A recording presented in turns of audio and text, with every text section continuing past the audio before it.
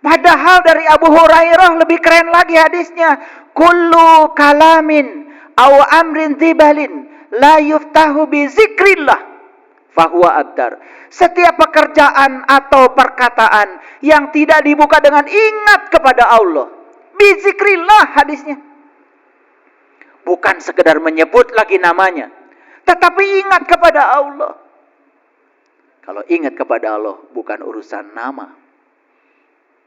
Bapak Ibu, bapak saya namanya Bapak Muhammad Komar. Coba ingat-ingat. Coba. Bisa? Ada yang bisa ingat sama bapak saya? Kan sudah saya bilang namanya Muhammad Komar. Ada yang bisa ingat pada bapak saya? Gak ada. Yang bisa mengingat bapak saya sekarang di sini hanya saya. Karena saya sudah menyaksikannya. Saya setiap hari bertemu dengannya. Walaupun sekarang sudah pergi, saya tidak bisa melupakannya. Bapak saya bukan tulisan. Bapak saya ada wujudnya. Ada barangnya. Dulu bapak saya datang ke dunia, gak ada namanya. Tetapi ada wujudnya, ada barangnya. Itulah bapak saya. Muhammad Komar, tulisan nama bapak saya, bukan bapak saya. Beda? Beda? Beda? Alif lam lam ha, tulisan Allah kan? Allah, Allah, sebutan Allah kan? Tahu yang kalian sebut? Tahu yang kalian tulis? Tidak.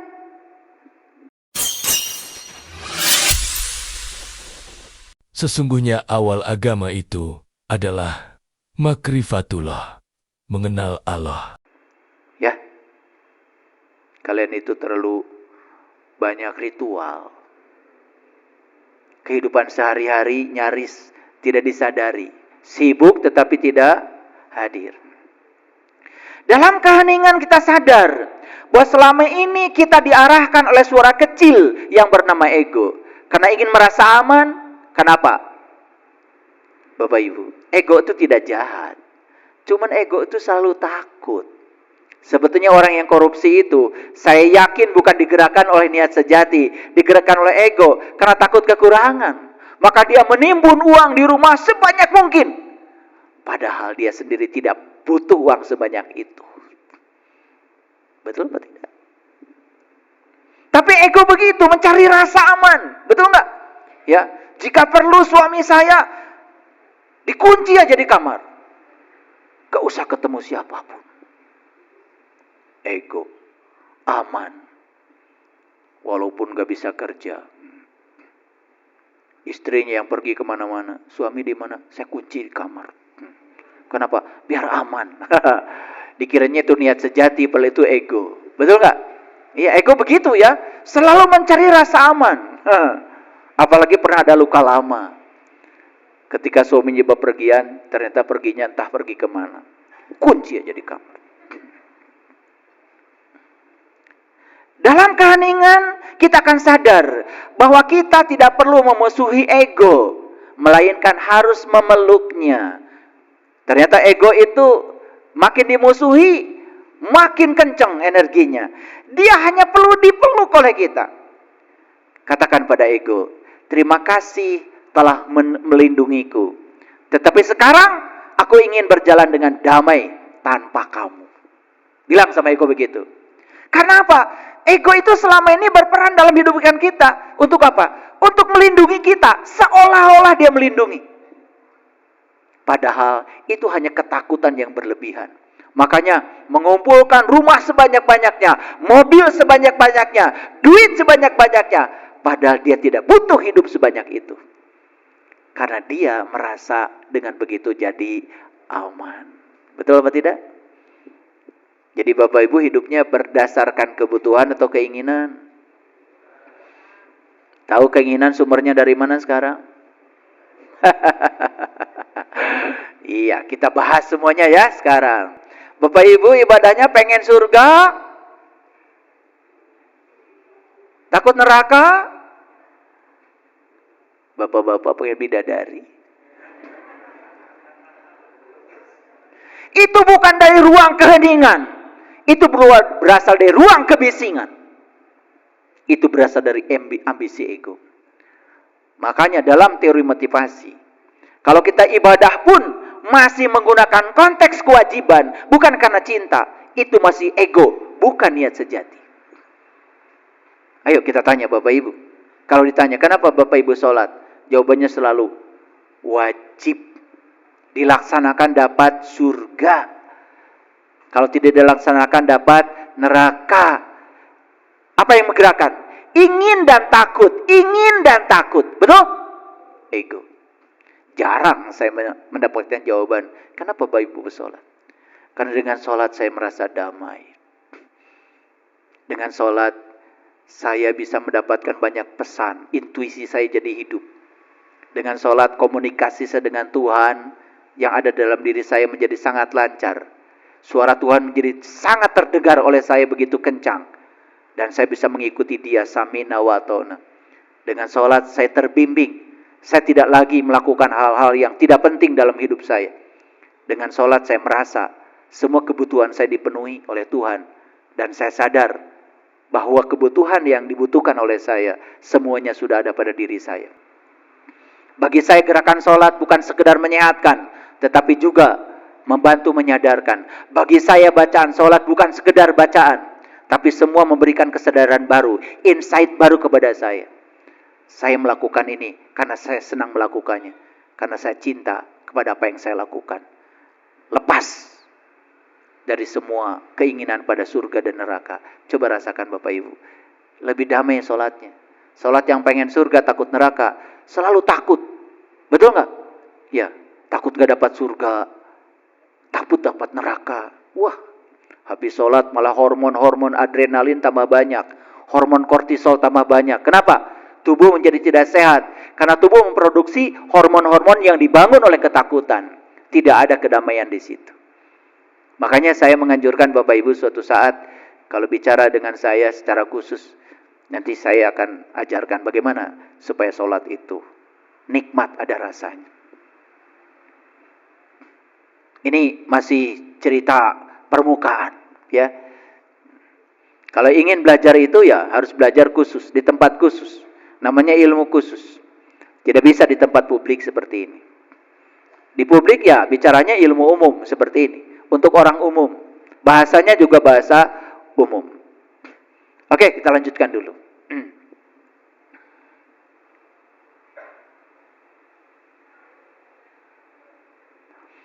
Akhirnya, ya, dalam keheningan mendalam, akhirnya kita menyerah. Bapak Ibu. Ternyata untuk bisa menyerah itu harus mencapai keheningan dulu. Dalam keheningan yang mendalam, akhirnya kita menyerah. Tetapi tidak kehilangan arah. Justru kita menemukan arah yang jelas, yang selama ini tertutup oleh kebisingan ego. Ini yang luar biasa Bapak Ibu. Justru ketika kita menyerah, bukan kehilangan arah. Justru kita menemukan arah yang jelas. Tapi arah itu selama ini tertutup oleh kebisingan ego kita sendiri. Nah, nanti kita baca ayat-ayat Qur'annya ya, supaya jelas. Kenapa kita disuruh berserah diri oleh Allah. Dalam keheningan mendalam, kita terhubung lagi dengan inti terdalam diri kita. Yang sunyi, penuh intuisi. Dan di sanalah kita mengenal kembali yang namanya keutuhan. Lihat cara nulisnya. Keutuhan.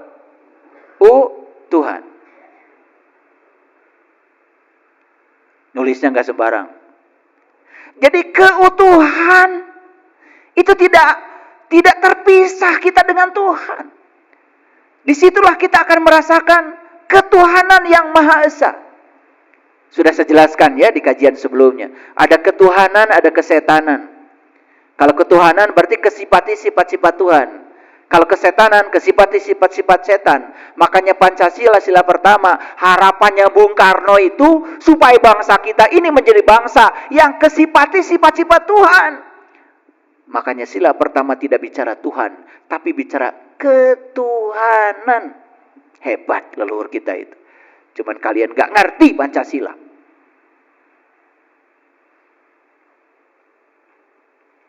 Bahkan mungkin orang-orang yang sedang berada di tampuk pimpinan tertinggi pun gak ngerti itu ketuhanan itu apa. Cuma dibaca aja sejak tanggal 17 Pancasila. Yang penting kalau sudah absen aman jadi PNS.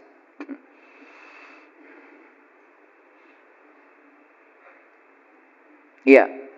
Dulu ketika saya masih jadi PNS, saya sering mengingatkan teman-teman saya nggak usah upacara. Bendera sedang dierek, lagu Indonesia Raya, malah kamu ngobrol. Saya sering bilang begitu. Malah saya dianggap aneh ketika saya mengatakan itu. Itu kan kehormatan bangsa kita. Leluhur kita mengambil merah putih itu nggak sembarang. Dan ketika dierek ke atas itu, ya, oleh satu pasukan pengibar bendera, nggak sembarang. Tapi kita tidak menghormatinya, menganggap lelucon. Yang penting absen, wah saya sudah upacara, gaji tidak berkurang. Hanya itu, ego itu, bukan dari niat sejati ikut upacaranya. Banyak kita hanya sibuk tetapi tidak hadir, hanya menggugurkan kewajiban dalam segala dimensi kehidupan. Makanya tidak all out, tidak dengan keutuhan.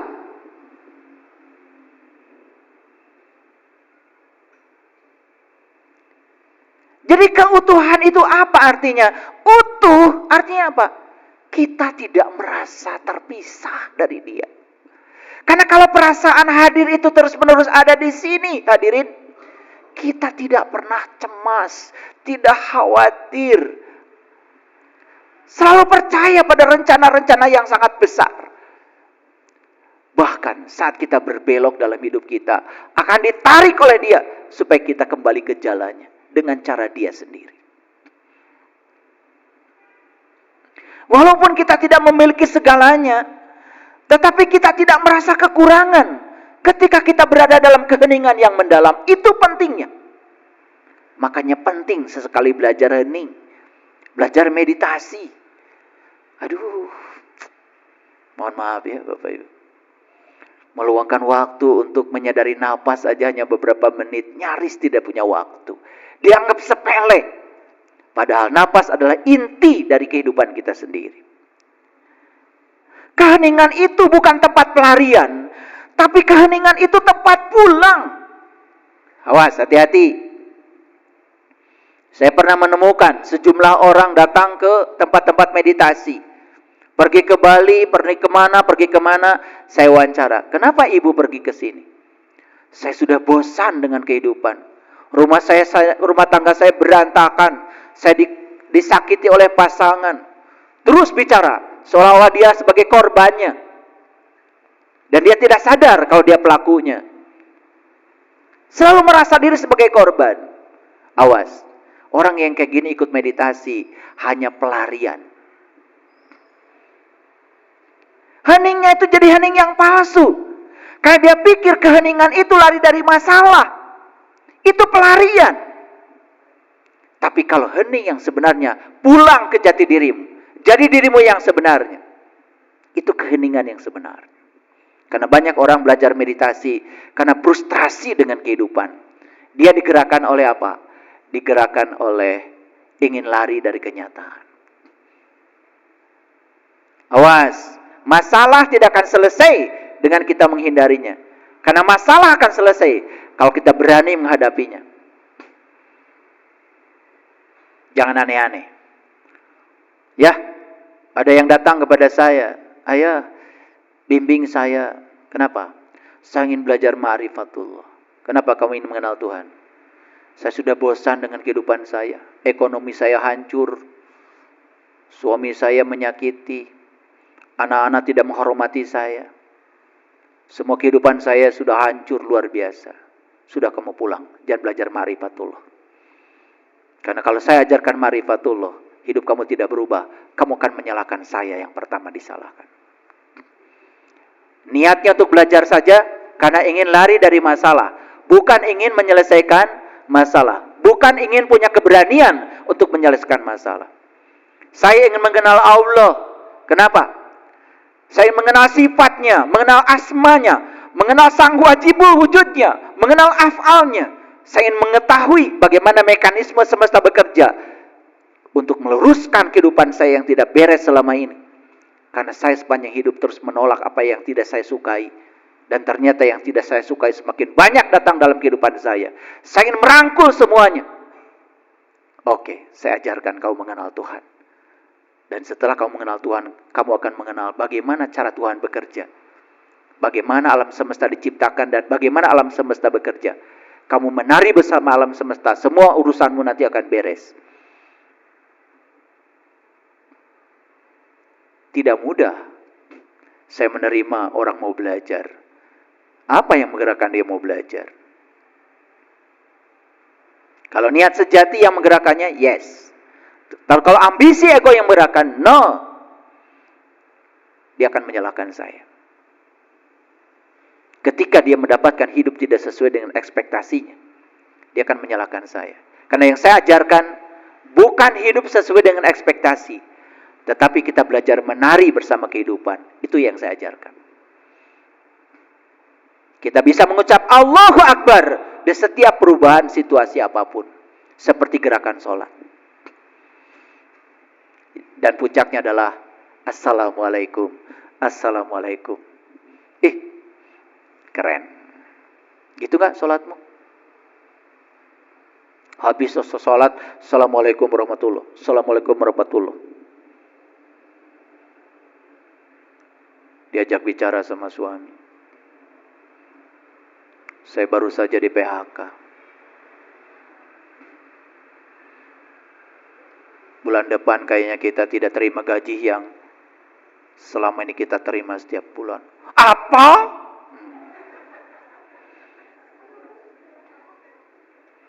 Pergi kamu. Saya akan cari lagi yang baru. Padahal baru Assalamualaikum warahmatullahi wabarakatuh. Assalamualaikum warahmatullahi wabarakatuh. Baru saja ibu sholat. Assalamualaikum warahmatullahi wabarakatuh. Assalamualaikum warahmatullahi wabarakatuh. Anak datang pulang sekolah. Bu, sepeda motor kita rusak. Tadi kesenggol di jalan, saya jatuh. Apa?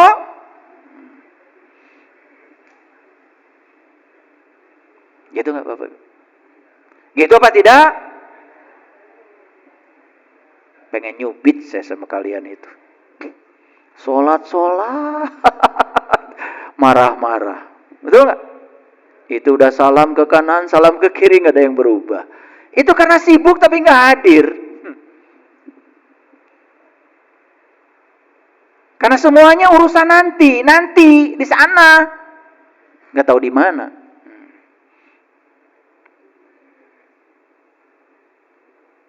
Ketika kita sudah benar-benar pulang ke dalam diri, kita di dunia ini akan benar-benar hadir dengan utuh, dalam keutuhannya. Jadi kapan Bapak Ibu harus pulang? Kapan? Ya sekarang, gak usah nunggu besok. Saya mau pulang ke jati diri saya. Saya mau pulang ke inti keberadaan saya. Saya mau pulang ke kesadaran saya yang tanpa batas. Saya sadar sekarang ternyata ego itu hanya bagian kecil dari diri saya.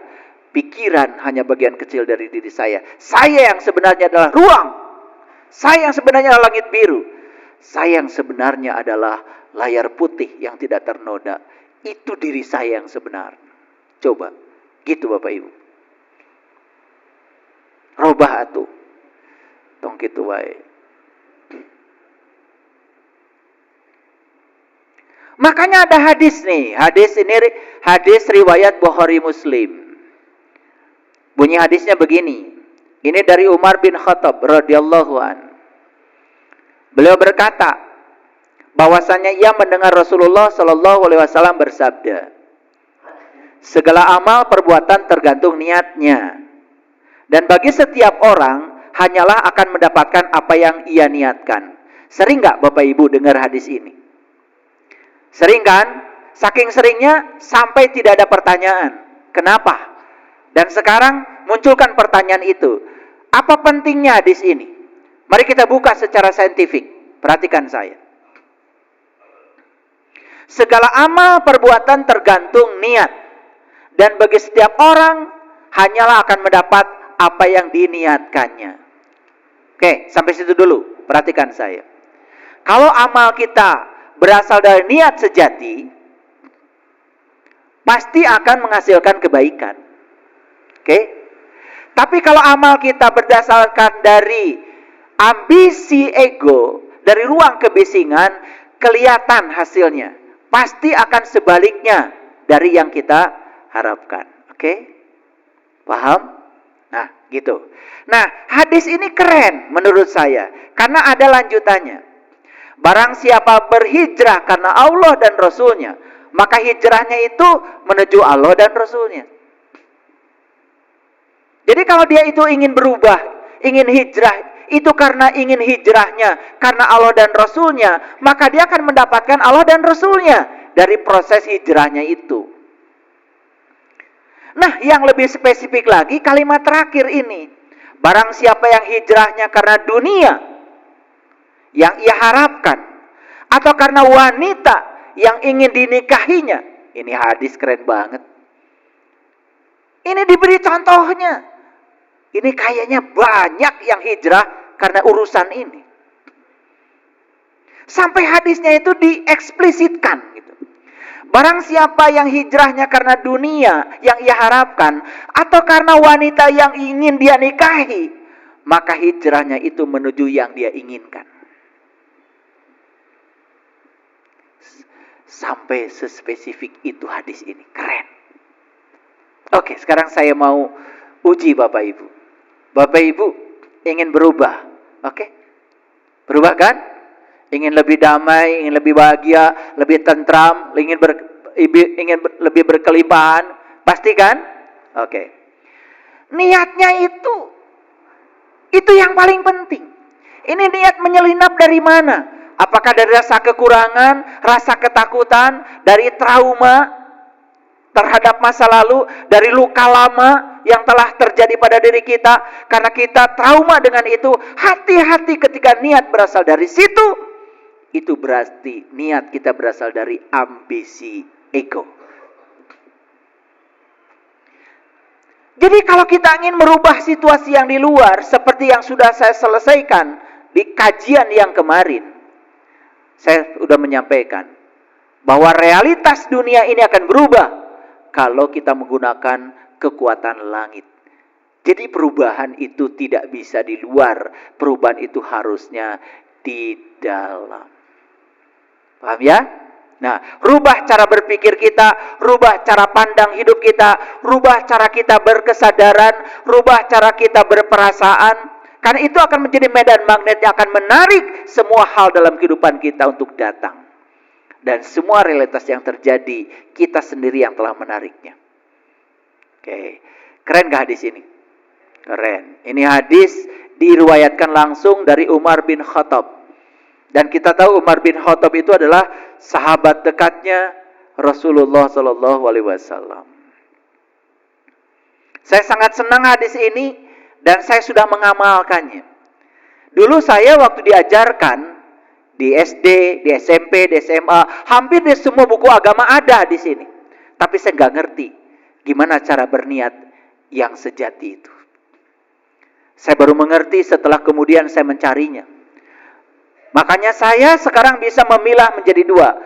Bapak Ibu sekali lagi, apakah niat itu berasal dari niat sejati atau berasal dari ambisi ego? Sangat kelihatan. Kalau berasal dari niat sejati, maka kita akan selalu hening ketika mengamalkannya. Kalau berasal dari ego, selalu bising ketika mengamalkannya. Ketika berasal niat sejati, rileks mengamalkannya. Tapi kalau berasal dari ego, tegang mengamalkannya. Coba Bapak Ibu, berbuatlah Bapak Ibu kebaikan.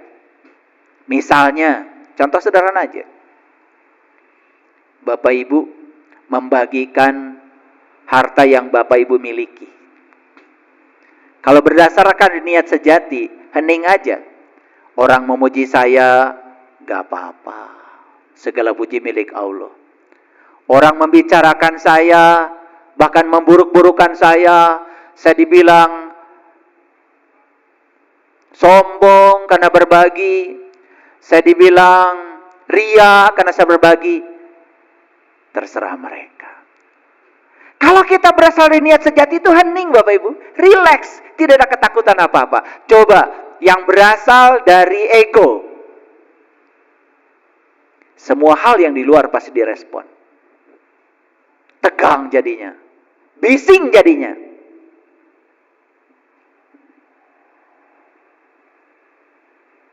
Bisa nggak Bapak Ibu sekarang memilah amal yang Bapak Ibu lakukan selama ini berasal dari mana? Bisa? Sudah bisa? Oke, keren itu. Berarti sebetulnya setengah kompetensi sudah terbangun. Nah, singkatnya hadis ini mengatakan sesungguhnya segala perbuatan itu bergantung pada niatnya. Dan setiap orang akan mendapatkan apa yang diniatkannya. Banyak yang konsultasi sama saya. Ada yang punya bisnis di dunia properti. Setelah mencapai puncaknya, bahkan asalnya tidak punya apa-apa, menjadi punya segalanya, tetapi semuanya mengalami kekacauan dan harus jatuh semuanya. Bahkan rumah satu-satunya yang ditumpangi oleh dia pun harus diambil oleh bank. Saya tanya, niat kamu bisnis apa? Saya ingin uang banyak. Saya ingin banyak harta. Saya ingin memiliki segalanya.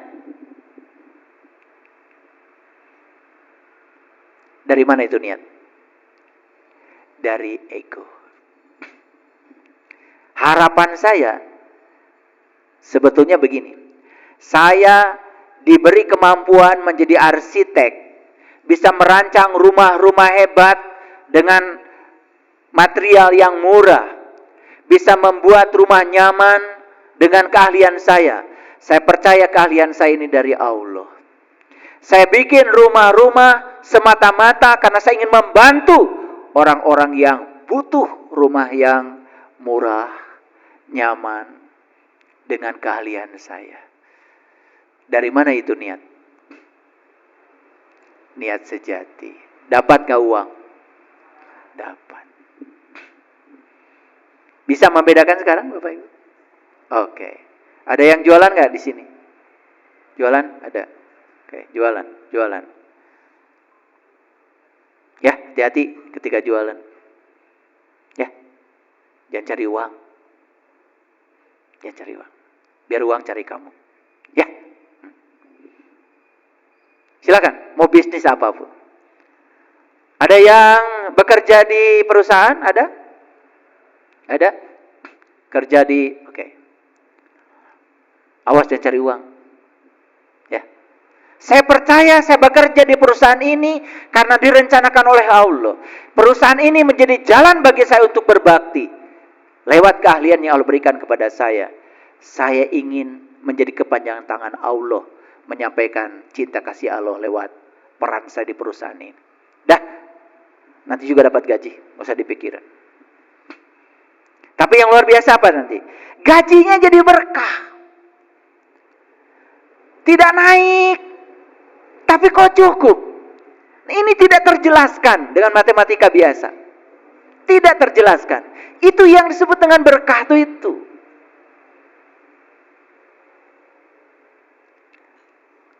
Saya berani bicara begini. Bapak saya itu cuma seorang buruh di perkebunan. Perkebunan teh. Anaknya 11. Coba.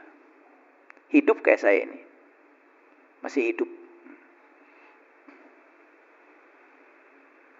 Cukup lagi. Coba.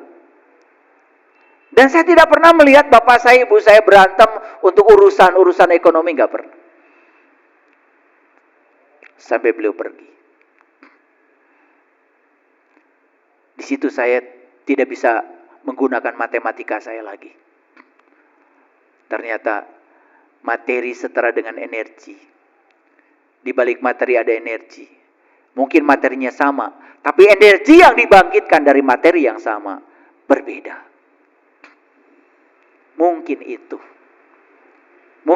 Makanya E sama dengan MC kuadrat. Perhatikan saya. E itu energi. M itu massa. Materi. C kuadrat, kecepatan cahaya dikuadratkan. Ternyata yang membedakan energi ini menjadi besar bukan M, bukan materinya, C kuadratnya. Karena C kuadrat itu kalau dikuadratkan luar biasa. 3 kali 10 pangkat 8 dikuadratkan jadi 9 kali 10 pangkat 16. 10 pangkat 16 berarti nolnya 16. Coba, pernah melihat gak angka yang nolnya 16? Triliun angka nolnya berapa? 12. Gak tahu. Gak berbakat memang.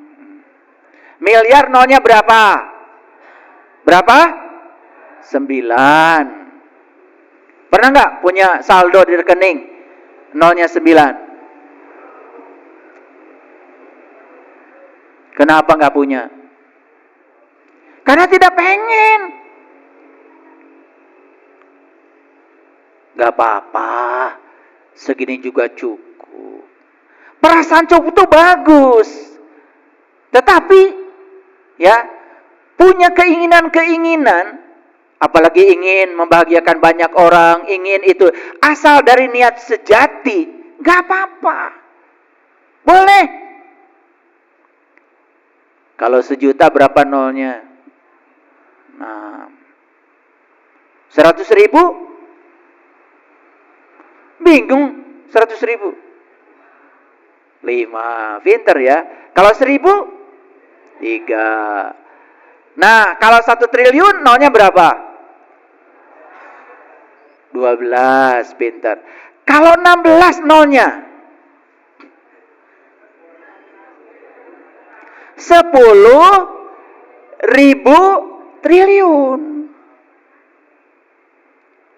Lihat saya semuanya, ini matematika sedikit. E sama dengan MC kuadrat. M-nya 1 kilo. M-nya 1 kilo. Tapi begitu dikalikan 3 kali 10 pangkat 8 dikuadratkan, E-nya jadi besar.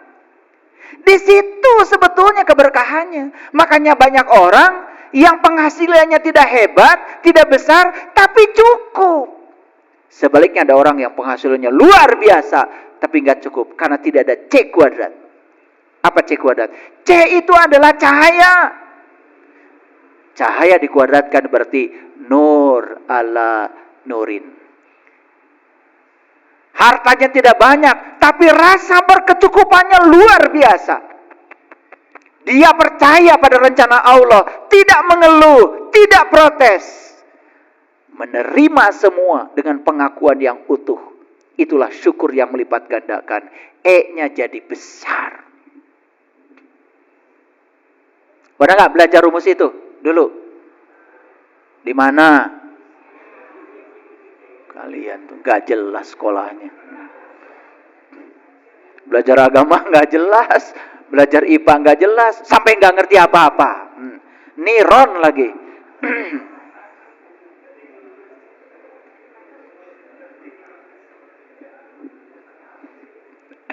Aduh, luar biasa ya. Baik Bapak Ibu. Makanya kenapa ada hadis dari Abu Hurairah yang mengatakan, ya, kullu kalamin au amrin dibalin la yuftahu bi zikrillah fahuwa abtar. Au qala fahuwa aqta. Jadi sama, abtar dengan aqta itu sinonim, ya. Setiap perkataan atau perkara yang tidak dibuka dengan ingat kepada Allah, maka putus berkahnya. Yuk lihat saya semua. Ini luar biasa.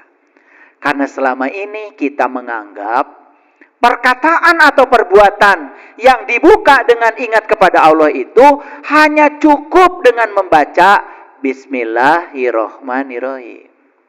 Itu pun tidak disadari. Coba Bapak Ibu. Siapa yang boleh mengucapkan kalimat Bismillahirrahmanirrahim? Siapa? Siapa ayo? Siapa?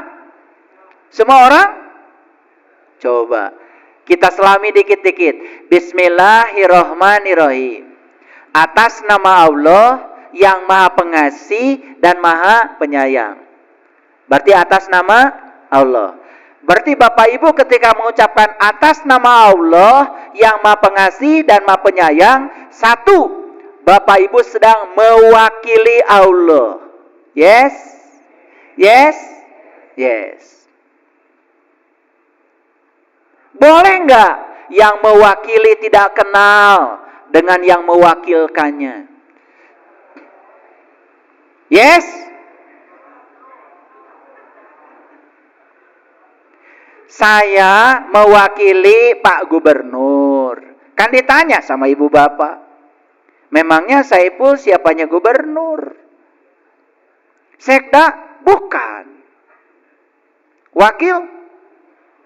Apalagi? Kepala dinas? Lain. Kan bapak ibu nanya, Ari Saiful teh wawuh teh jeung gubernur? Henteu. Kira-kira bakal didengar gak omongan saya? Ini wakil palsu. Kan setidak-tidaknya orang yang mengatakan saya wakilnya gubernur, pertama, saya datang ke situ diutus sama gubernur. Pasti bawa surat kuasa dari gubernur. Yang ketiga, gak mungkin saya membicarakan sesuatu yang bukan diamanatkan Pak Gubernur. Betul? Tiba-tiba saya pidato aja. Suka-suka saya. Katanya mewakili Pak Gubernur. Pidatonya suka-suka sendiri. Boleh nggak? Itulah kalian selama ini. Baca Bismillahirrahmanirrahim.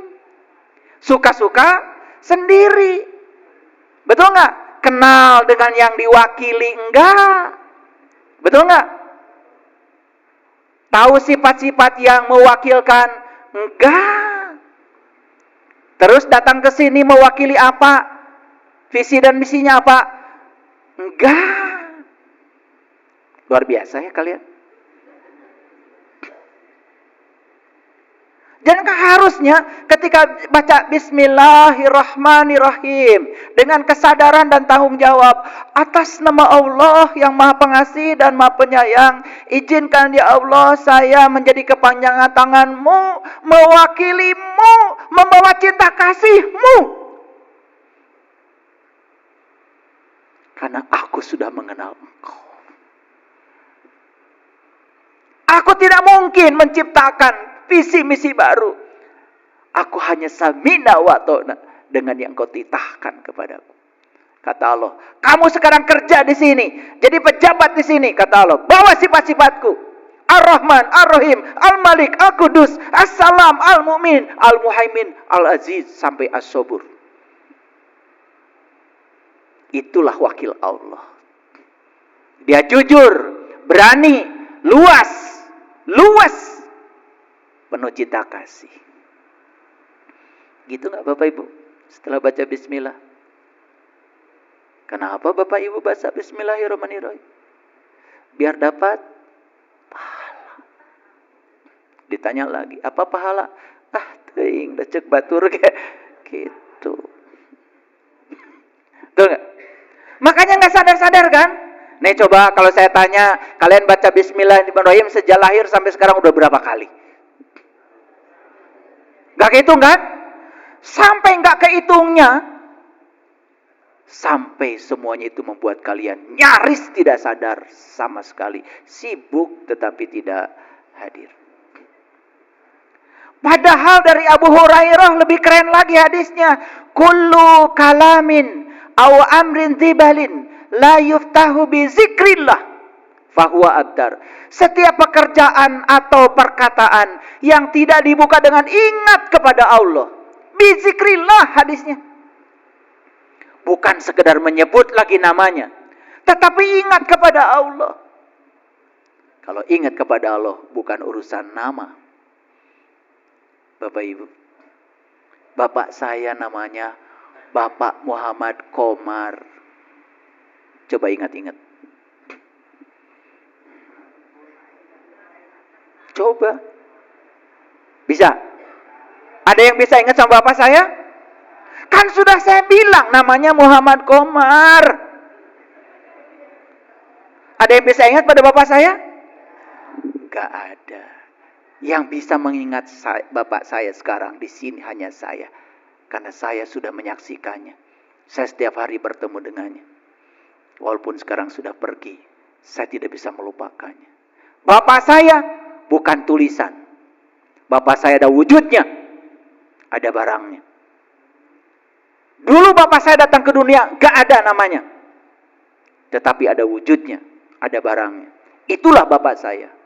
Muhammad Komar, tulisan nama bapak saya. Bukan bapak saya. Beda? Beda? Beda?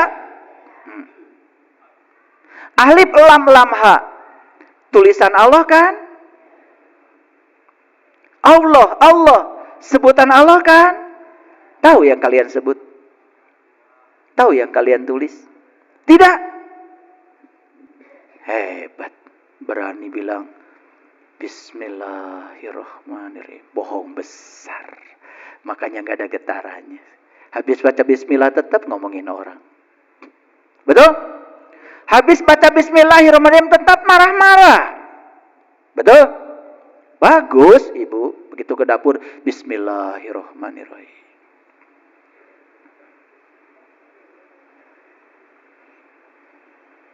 Terus ke dapur, ya. Ya piring berantakan urut saha. Betul? Bismillah kan? Betul nggak? Kalau bawa cinta kasih harusnya nggak begitu. Lihat piring berantakan, ya dikomah. Karena dengan marah-marah kan tidak akan selesai. Tidak akan dimarahin piring tiba-tiba naik ke rak piring jadi bersih. Makanya satu pengen nyubit sama kalian itu. Iya, bismillahnya rajin. Makanya ngaji itu nggak usah banyak-banyak, bismillah aja coba. Aduh, bismillah aja kalau dihatamkan luar biasa. Nah, ada hadis lain yang dari Abu Hurairah. Kullu amrin tibalin la yubda'u bihi bismillahirrahmanirrahim fahuwa abtar. Ini eksplisit. Kalau yang tadi, barang siapa yang mulai pekerjaan tidak ingat kepada Allah, putus tidak menjadi amal. Barang siapa yang mulai pekerjaan tidak membaca bismillahirrahmanirrahim, putus tidak menjadi amal. Tapi saya menangkap hadis ini bukan sekedar membaca. Tapi bagaimana kita menyadari yang kita ucapkan itu. Sehingga kita membawa rasa itu ke dalam kehidupan. Ada nggak orang pergi kerja dari rumahnya bismillahirrahmanirrahim? Ada? Tapi nyampe di kantor nyolong, ada nggak? Ada apa banyak?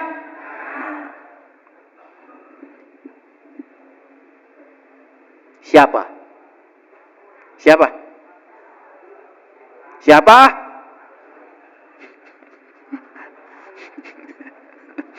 Udah.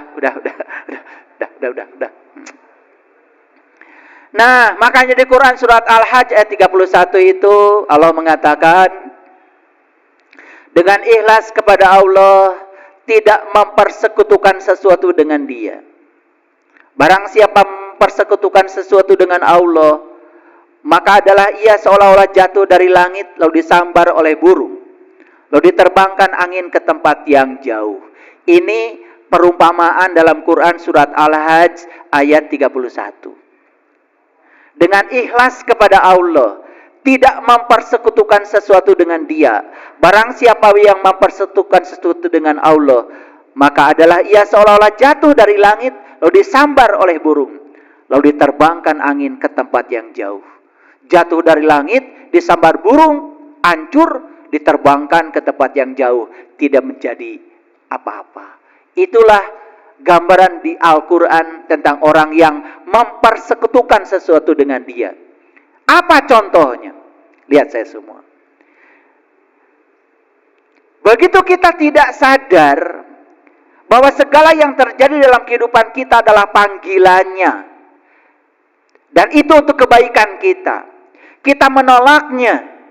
Kita tidak suka kepadanya. Dan kita menghindarinya, menjauhinya. Kita tidak percaya bahwa di balik kejadian itu ada pesan yang sedang Allah pesankan kepada kita. Itulah mempersekutukan Tuhan. Jadi Bapak Ibu, menolak semua yang terjadi dalam kehidupan, hakikatnya adalah mempersekutukan Tuhan. Saya mah nggak ke dukun. Saya mah nggak pernah menyembah berhala. Saya mah tidak pernah menyembah pohon. Iya, tetapi kamu tidak percaya bahwa apa yang terjadi dalam hidupmu, itulah kebutuhanmu. Di belakang semua peristiwa itu, ada sang kehadiran, sang keberadaan, yang membuat itu terjadi demi kebahagiaanmu. Tapi kamu lari dari situ. Itulah mempersekutukan Tuhan. Jadi cirinya apa? Cirinya orang yang mempersekutukan sesuatu dengan Tuhan, sederhana. Hidupnya tidak sejalan lagi dengan Tuhan. Siapa yang mengendalikannya? Ambisi ego. Jadi ketika hidup dikendalikan oleh ambisi ego, semuanya didikte oleh ego, didikte oleh keinginan ego. Tidak bisa menerima semua yang terjadi apa adanya. Itu namanya mempersekutukan sesuatu dengan dia. Mari kita cek hasilnya.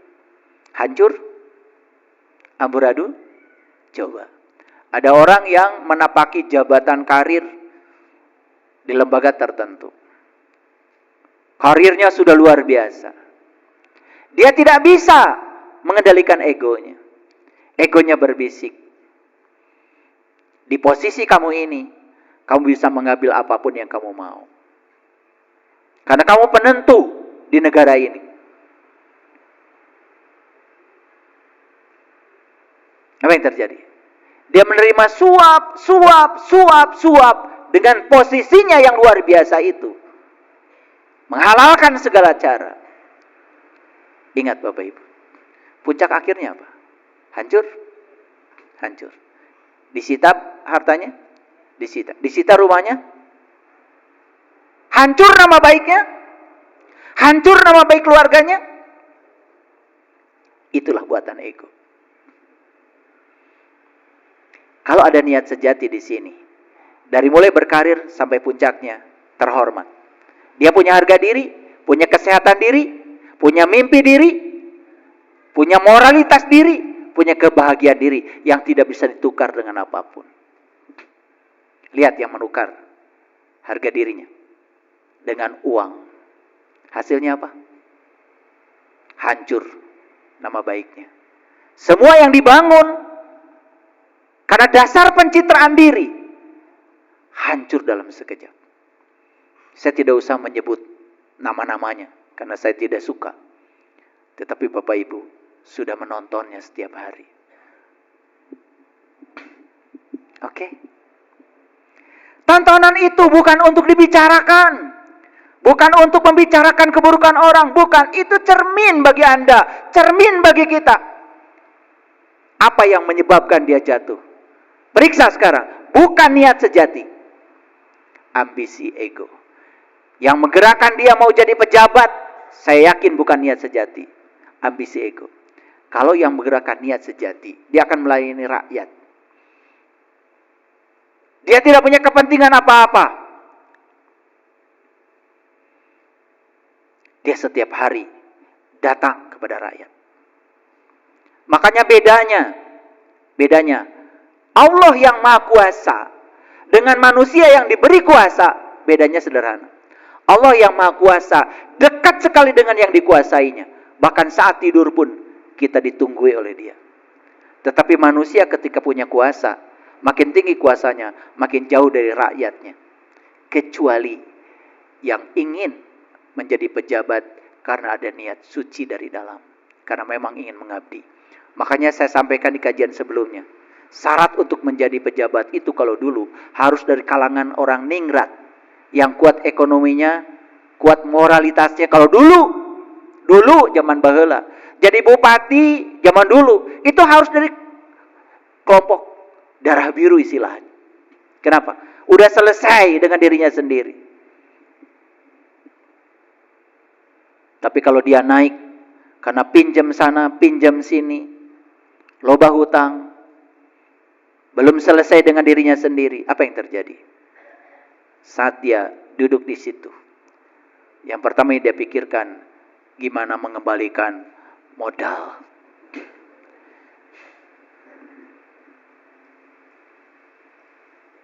Paham Bapak Ibu ayat ini? Oke, keren gak ayat ini? Keren. Jadi seperti apa katanya? Seperti burung yang jatuh dari langit, disambar burung, dibawa angin. Jadi perumpamaan Quran itu keren sebetulnya kalau kita membacanya. Pernah nggak Bapak Ibu baca ayat ini? Pernah. Hunafa alillahi ghairu musyriki nabihi wa may yusyrik billah. Udah dibaca. Tahu artinya? Sempat dibaca artinya? Gak ada waktu. Padahal bolak-balik baca ayat ini. Luar biasa. Hebat ya Bapak Ibu. Baca bolak-balik. Saya tanya ada yang hatam baca Quran 10 kali? Hatam? Tamat maksud saya. Ada? 5 kali? Ya kumaha ya. Sakali atuh. Sakali. Ya kamarana wae. Sekali belum pernah? Ya Allah. Wah benar-benar belum baca ayat ini ya. Berarti. Aduh. Ini surat ke-22 Bapak Ibu ayat 31. Keren sekali. Saya sudah mengalami ayat ini. Saya pernah mengalami kehancuran yang tidak bersisa. Saya saat itu baru sadar, oh ternyata semua aktivitas saya digerakkan oleh ambisi ego saya, bukan niat sejati. Maka setelah itu saya mengubah kehidupan saya. Saya memaknai hadis sesungguhnya amal itu bergantung pada niat. Dalam konteks yang lebih sadar lagi, saya praktekkan dalam hidup. Saya sepakat dengan istri saya, sepakat dengan anak-anak saya. Hidup itu adalah untuk Allah dan Rasul-Nya. Di titik itu, ternyata aman-aman saja. Selamat, gak ada apa-apa. Jadi pertanyaan yang harus dijawab dengan kejujuran. Satu, apakah kita berasal? Apakah yang kita lakukan berasal dari rasa ketakutan? Tidak takut tidak diakui, atau dari panggilan diri yang tulus? Tidak usah dijawab. Silakan aja. Apakah yang kita lakukan berasal dari rasa ketakutan, terutama takut tidak diakui, atau dari panggilan diri yang tulus? Silakan. Saat Bapak Ibu berbuat kebaikan, coba tanya, dari mana itu alamatnya? Dari mana alamatnya? Ya? Silakan. Bapak Ibu ngasih sumbangan untuk amal. Kalau berasal dari rasa ketakutan tidak diakui, pasti cari nama saya mana di daftar. Ada ucapan terima kasih gak buat saya? Ego gitu. Tapi kalau dari rasa yang tulus, begitu dia sudah melakukan kebaikan, gak peduli. Kebaikan saya digunakan oleh orang lain seperti apa, no problem. Urusan saya adalah mengeluarkan dan melepaskan. Selesai. Yang kedua, apakah yang kita lakukan berasal dari ambisi ingin membuktikan sesuatu, atau dari dorongan ingin berbagi, melayani, atau mengapresiasi? Kan ada orang yang ingin membuktikan bahwa saya siapa, ada? Kensia. Oke, tingali. Betul enggak? Ingin membuktikan kalau dirinya hebat, ingin membuktikan kalau dirinya mampu. Bukan dari dorongan ingin berbagi, melayani, atau menghargai, mengapresiasi. Jika itu berasal dari tempat yang berbeda, akan kelihatan hasilnya. Yang satu hancur, yang satu berwujud. Yang satu damai, yang satu gelisah. Nomor 3. Apakah yang dilakukan terasa berat, bising, dan padat muatan pribadi, atau terasa ringan, hening, atau penuh kepercayaan? Sederhana aja Bapak Ibu. Bapak Ibu sholat, apakah terasa berat atau terasa ringan? Jawab. Terasa bising atau terasa hening?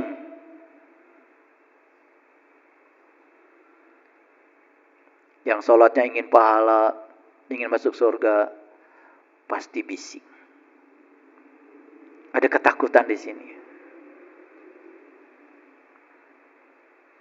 Tapi yang sholatnya karena Allah, sholatnya mengingat Allah, sholatnya mengikuti seperti yang diajarkan Rasulullah, hening, bening. Habis sholat itu dipungkas dengan kesadaran, Assalamualaikum warahmatullahi wabarakatuh. Assalamualaikum warahmatullahi wabarakatuh. Makanya di Quran surat Toha itu, karena Nabi Musa diperintahkan sholat tuh. Coba baca nanti ayat 9 sampai 14 itu. Surat Toha, surat yang ke-20 Bapak Ibu. Biar aku tak hafal. Ayat 9 sampai 14. Jadi waktu Nabi Musa diperintahkan sholat, di ayat yang ke-14-nya. Pertama Nabi Musa itu diundang dulu oleh Allah ke satu tempat namanya Al-Muqaddasi Tua. Tempat suci tua. Itu. Di mana itu? Itu tempat hening. Sebuah lokus yang ada pada diri setiap manusia yang disebut dengan Baitullah yang sejati. Kalau bisa masuk ke situ, keren. Mau masuk ke situ? Ya. Mau saya ajarkan? Iya. Mau aja dulu, udah bagus. Nggak sekarang, enak aja. Tetapi perintah Allah di Quran jelas, fahla na'laika, kata Allah. Lepaskan kedua terompahmu, hai Musa. Jadi sebelum Musa diundang ke Al-Muqaddasi Tua itu, perintah Allah yang luar biasa di Quran surat Toha apa? Fahla na'laika, lepaskan kedua terompahmu. Apa terompah? Terompah itu kiri kanan, benar salah, baik buruk. Lepas penghakimanmu. Terima semua kenyataan apa adanya. Itu kata Allah. Bapak Ibu kan selama hidupnya gak begitu. Ini benar, ini salah, ini baik, ini buruk. Begitu? Tidak bisa menerima semua peristiwa apa adanya. Tidak bisa menerima semua orang apa adanya. Kita masih menggunakan kedua terompah kita. Makanya tidak akan bisa memasuki Al-Muqaddasi Tua.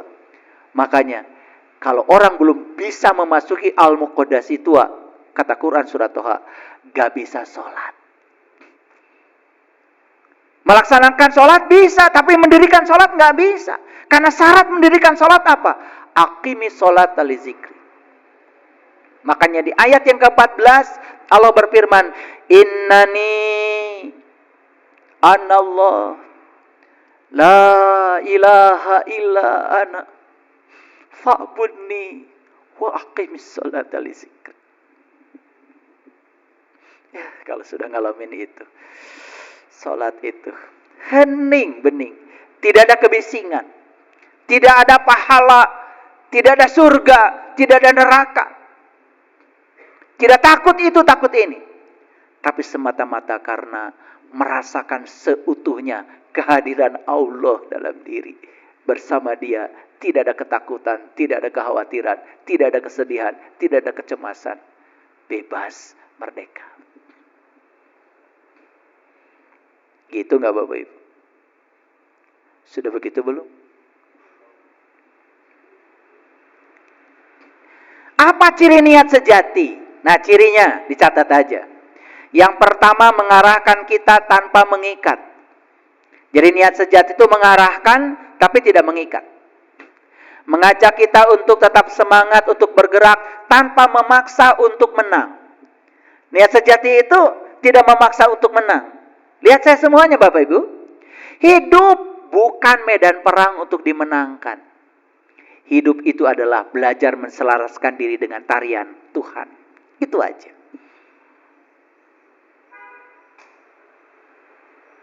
Ketika dalam perjalanan kehidupan ada arah hidup yang berubah, niat sejati tetap hidup dalam bentuk yang baru. Jadi kalau orang dari niat sejati, ketika arah kehidupan berubah, dia tidak goncang. Dia hanya mengubah saja, ya, bentuk niatnya kepada niat yang baru.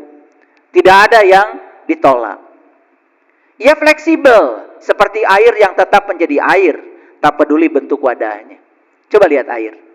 Mau rantang wadahnya, mau piring wadahnya, tetap saja air. Dia terus mengikuti bentuk wadah yang ditempatinya. Udah gitu nggak Bapak Ibu? Udah sefleksibel itu nggak? Belum ya? Rumah saya. Tidak mengejar hasil, menikmati setiap proses. Tidak memikirkan nanti, memikirkan saat ini, di sini, sekarang, saya merasakan apa. Itu niat sejati. Tidak mengukur berdasarkan pencapaian, tetapi berdasarkan kehadiran. Berjalan dengan keyakinan, tetapi tanpa tekanan. Gak ada tekanan. Berjalan dengan keyakinan. Melangkah dengan semangat tanpa keterikatan pada ekspektasi, tidak terikat pada hasil. Nikmati aja seluruh proses. Itu kalau niat sejati ya begitu.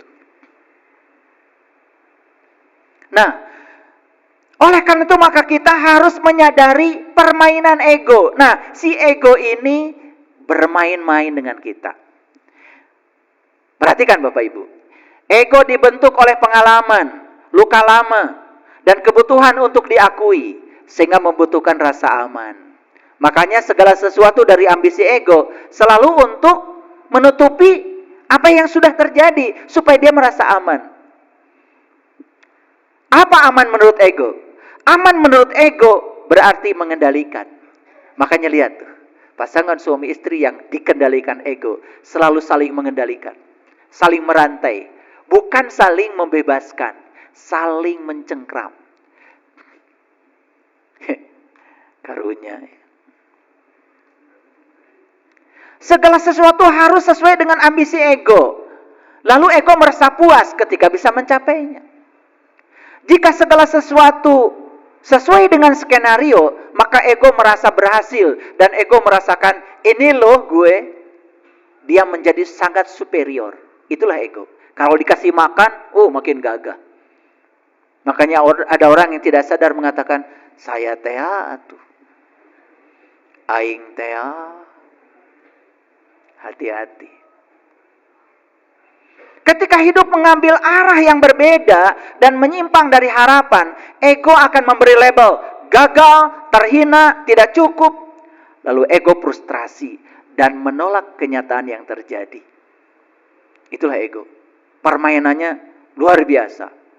Dan kalian ketika sudah mendengarkan ini, langsung sadar, oh ternyata selama ini saya dipermainkan oleh ego. Ketika hidup tidak sesuai dengan yang diinginkan, ego langsung melawan. Bukan menerima. Penderitaan bukan berasal dari kenyataan, tetapi dari penolakan terhadap kenyataan. Selama ini kita menderita bukan oleh kenyataan, oleh penolakan terhadap kenyataan. Hilang uang 100 juta, nggak apa-apa, masih banyak kok di rumah. Tapi karena menolak, menolak kenyataan itu, yang dipikirin yang 100 juta, yang ada di rumah udah lupa semua. Punya pasangan yang sehat aja dilupakan. Tahu no kepikiran 100 juta. Seberat cangkiran channel tuh. Ego mah mikirna teh channel, betul nggak? Baso ego ta. Ya, jadi penderitaan itu berasal dari keengganan untuk melepaskan kendali. Makanya sekarang Bapak Ibu coba belajar melepaskan kendali, terutama terhadap segala hal yang di luar kendali kita.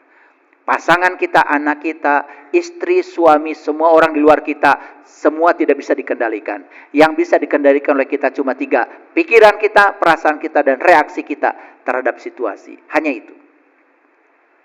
Ego selalu takut untuk melepaskan. Karena bagi ego, melepaskan itu kelemahan. Melepaskan itu kalah. Ego selalu ingin mengontrol. Makanya ego mah hayang menang sorangan. Karena bagi ego, mengalah itu kelemahan bagi ego. Padahal bagi kesadaran, mengalah itu nggak apa-apa. Demi kedamaian kan. Bapak Ibu, kalau kalian nikah karena niat sejati, mual ayah pasea, mual. Kenapa pernikahan ini selalu konflik? Jelas sekali, karena kalian menikah berdasarkan ambisi ego. Kayaknya harus diulangi lagi nikahnya.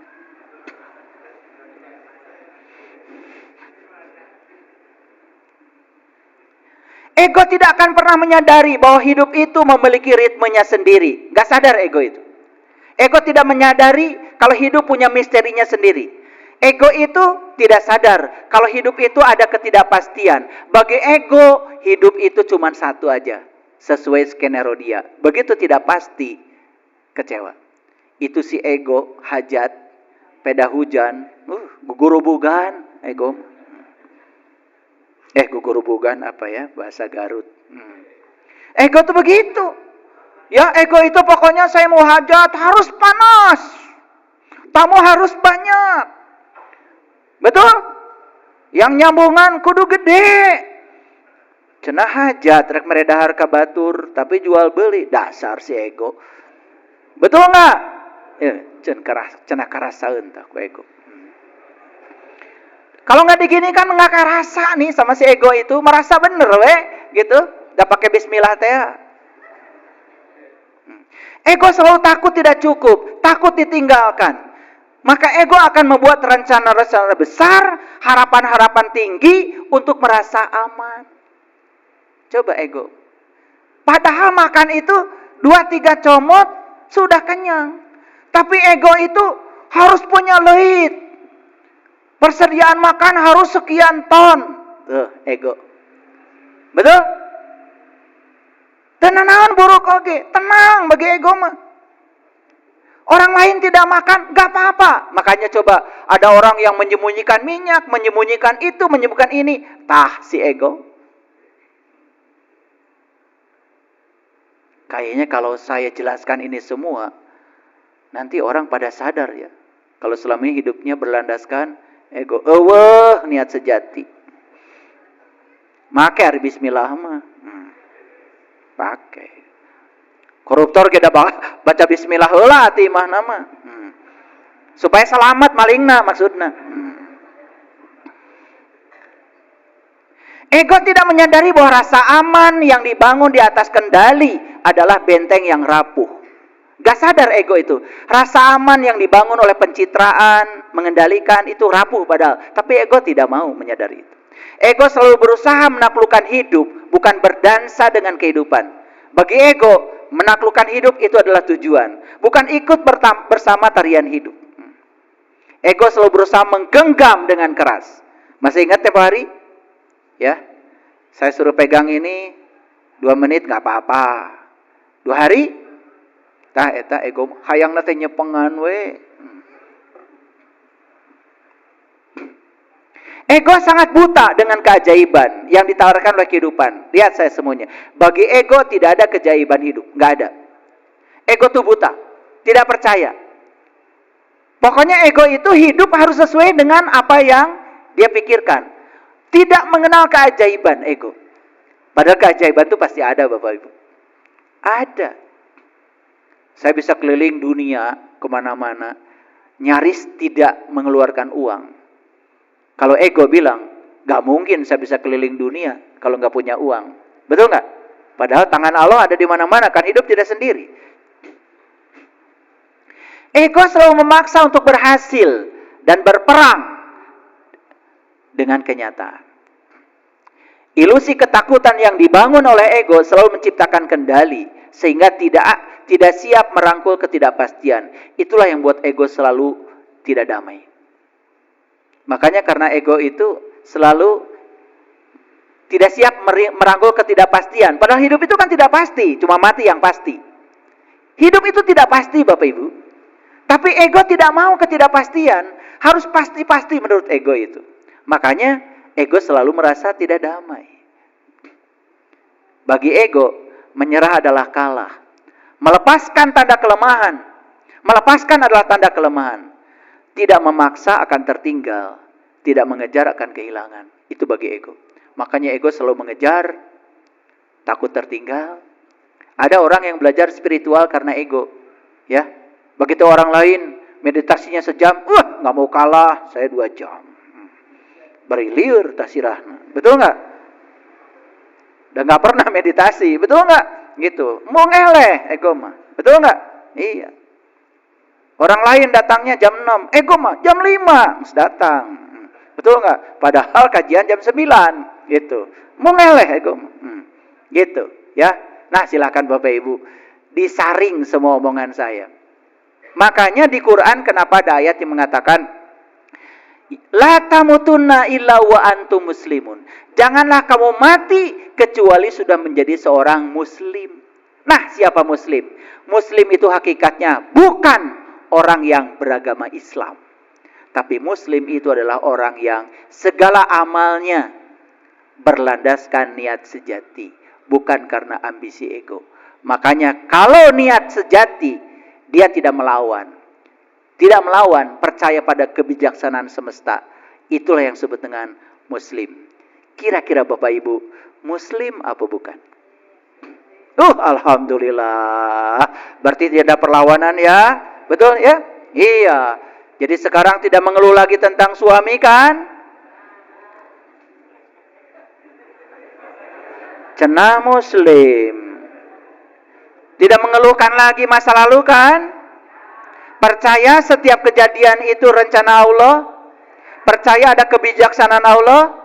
Sok sekarang. Kalau ingin disebut muslim dan muslimah yang sejati, terima apapun yang terjadi. Peristiwa, orang, apapun itu. Di baliknya semua ada pesan semesta. Itulah menurut saya yang disebut dengan muslim sejati. Makanya muslim menjadi syarat mati. La tamutunna illa wa antum muslimun.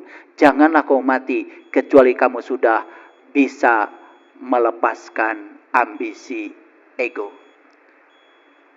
Paham sekarang? Oke. Saya kira sudah sampai kepada tujuan kita hari ini ya. Jadi tujuan kita hari ini adalah kita memiliki kemampuan untuk membedakan. Ini tindakan saya berdasarkan niat sejati atau ambisi ego. Silakan. Praktekkan ya dalam hidup. Ngaji itu jangan cuma datang karena saya tidak membagikan pahala. Ya. Pahala bagi Bapak Ibu adalah ketika Bapak Ibu mengamalkan apa yang saya sampaikan, langsung berubah hidupnya menjadi lebih baik. Itu pahala yang sebenarnya. Di sini, saat ini, sekarang. Terima kasih. Assalamualaikum warahmatullahi wabarakatuh.